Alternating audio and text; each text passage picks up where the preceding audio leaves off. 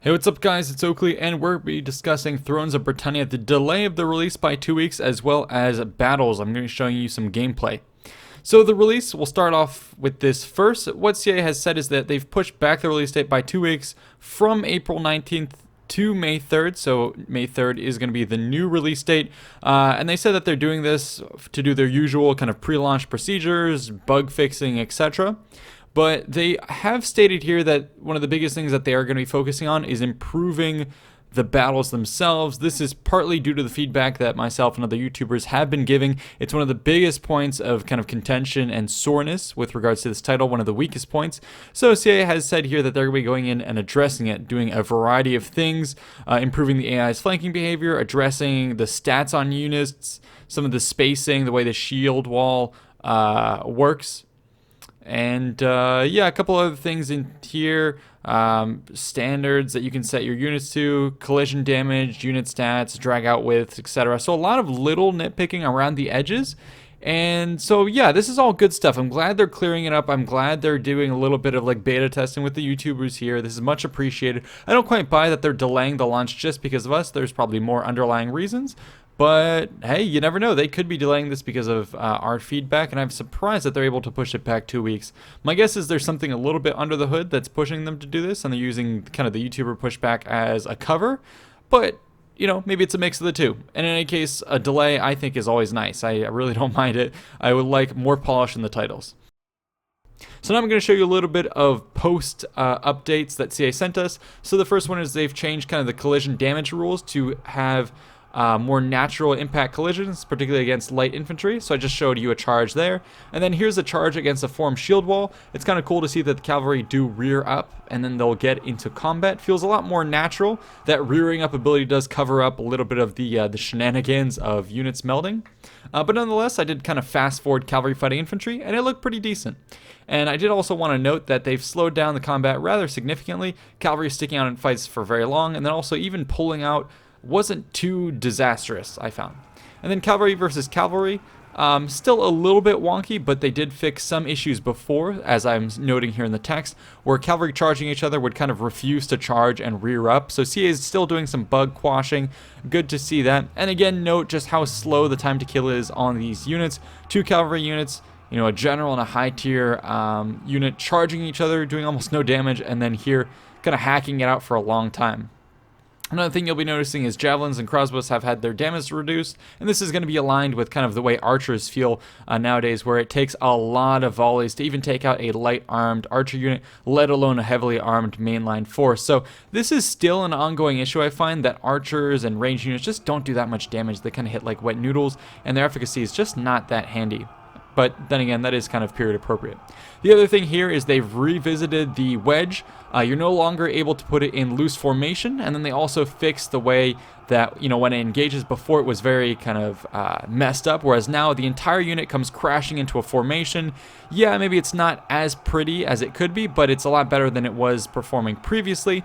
And you can see here, because the entire unit comes into contact as opposed to just stopping, you'll notice, and especially here on the flank as I'm adjusting the camera to show this, you'll notice that it's going to be way better in terms of what it was meant to do, which is crack line. So here, coming in from the flank, gonna fast forward this a little bit, and it just hews away at the enemy force. So the wedge definitely performing much better. So I'm glad CA has cleaned this up. Now I'm gonna show a little bit more engagement, which is just mainline against mainline unit.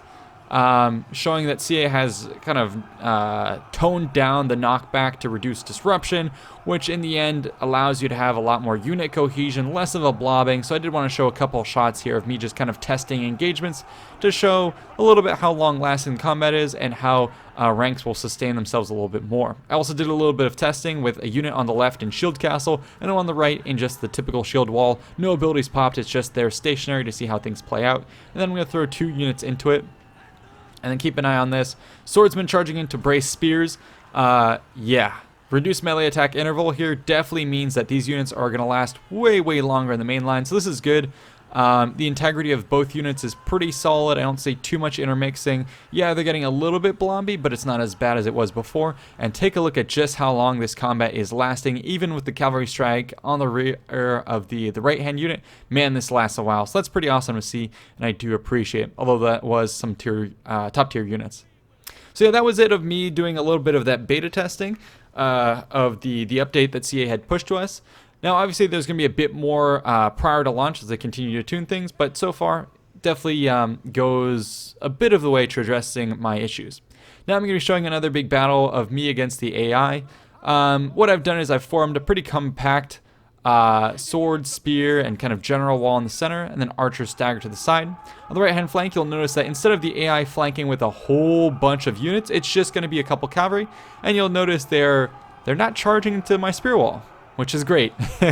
So that bug seems to have been fixed, at least in this replay. So it's very aptly going around the flank, going to be looking for more exposed units. In particular, it looks here like it's going to want to take a bite out of my berserkers. Pretty good decision making, and then I go ahead and charge it with my own cavalry just to rebuff it. Then the main line is going to be getting underway. But you will notice, CA definitely still has some issues to fix with the AI. They're rearranging in front of you just as the battle lines are closing. You'll notice the AI is kind of shuffling all of its forces, rearranging itself a little bit. So that's kind of weird. It could be due to some of the impassable terrain that it had to go over in this map. But okay. Now we can take a look at the combat up close. So definitely this is attesting to the fact that unit collision feels a little bit more natural, and there's a lot less knockback here, you'll notice, which keeps the units in very much tight formations. Yeah, it's not the kind of leaping bounds of Warhammer that I really like, but take a look at those clean, neat ranks after the collision. That's much better than it was before, so props to CA. But again, look at that AI shuffling in the back lines. Not quite sure what that is, and it's definitely a recurring thing we've seen in a lot of Total War titles. Yeah, cavalry on my side is going to be cleaning up the flank, and then I'm going to send them to do some hammer and anvils as well. But also keep an eye on the center. My general is going to be holding the line, pretty high tier unit. Looks pretty sick.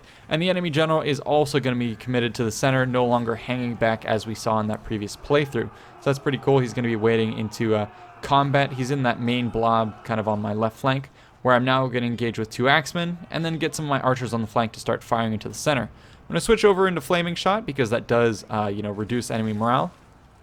And what you'll be seeing also is it's going to set some of the trees alight, which is a pretty cool feature that we had in Attila. I'm glad to see it making a comeback. But yeah, here comes the big brawl. So it's a little bit different from how things were playing out before, where the AI was being disjuncted in several measures. 1, there was the AI's main assault. 2, there was the AI's big flanking push. And then 3, there was the AI's reservation of the general in the back. Now the AI seems to have fixed it, where everything's kind of charging up through the front. Makes for a much more cohesive and large battle. Yeah, I think it's performing better. And you can see a pretty big slog up through the center. Very much the shield wall trying to hold out with supporting fire. And then axes just doing their thing on the flanks to try and crush the enemy. But yeah, I do like it. Although in the center, there is definitely some blobbing still going on. So still some progress needs to be made, I think, from CA. As for the battle itself, it does look pretty glorious when you see it here. Much better performance than you would have seen in Attila. It's just much better optimized game, both in the battlefield and in the campaign map. I've had much fewer stuttering issues. They still do exist on occasion, but it's few and far between compared to Attila, that's for sure, which is definitely a big benefit. But anyways, finally, a couple minutes into the battle, my main line is going to start to collapse. The enemy kind of axe and sword heavy build definitely paying dividends. That's one of the things that you'll be noticing as well, is there is very much a rock, paper, scissors. Axes are going to be able to crush through walls much better.